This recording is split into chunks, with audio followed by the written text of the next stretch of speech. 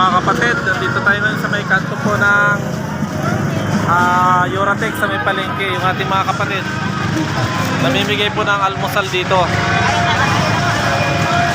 Ayan, napadaan lang tayo dito kasi natuwa tayo sa ating mga kapatid. Namimigay sila ng almusal. Masipag sila sa mabuting gawa. Nakita niyo po yun. Yun po ang ginagawa ng aming mga kapatid na masisipag. Saka ayan po, oh.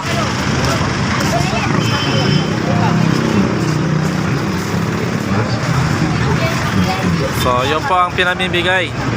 Lugaw po yan. Yan, lugaw. Ayan. Monday po yan, 7 Philippines. Yun po ang pinamimigay ng aming mga kapatid. Lugaw po yun na may itlog. So ayan po ang ating mga kababayan na mga nagdaan. Yung mga kababayan natin na mga dumadaan, kahit sino po, binibigyan.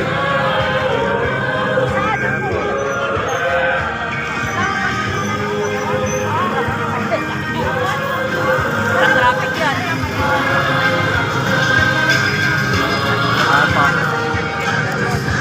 Kala ko si Mami. Kapatid, di ka pa nangangalay dyan, ha?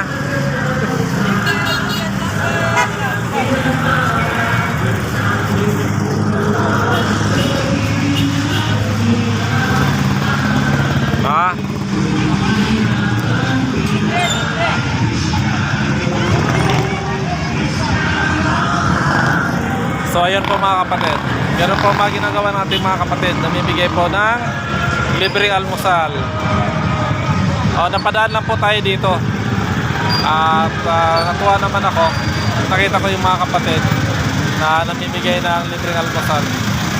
So talaga ay ginagawa po talaga to ng kapatiran ayon po sa nakasulat po sa Biblia na naituro po ng ni Brother Eli. At ito pinagpapatuloy po ng mga kapatid dahil noon pa man sa panahon ni Brother Eli ginagawa na po ito. Kahit wala na po si Brother Eli, andyan naman po si Kuya Daniel, at tuloy-tuloy pa rin po na ginagawa ng kapatiran itong gawain ito, makapag-selfie sa kapwa kahit sa maliit na paraan po ay makagawa po na mabuti sa lahat ng mga tao.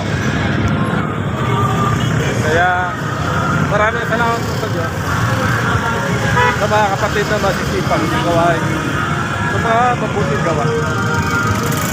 Kaya po mga kapatid, maraming salamat po sa Diyos.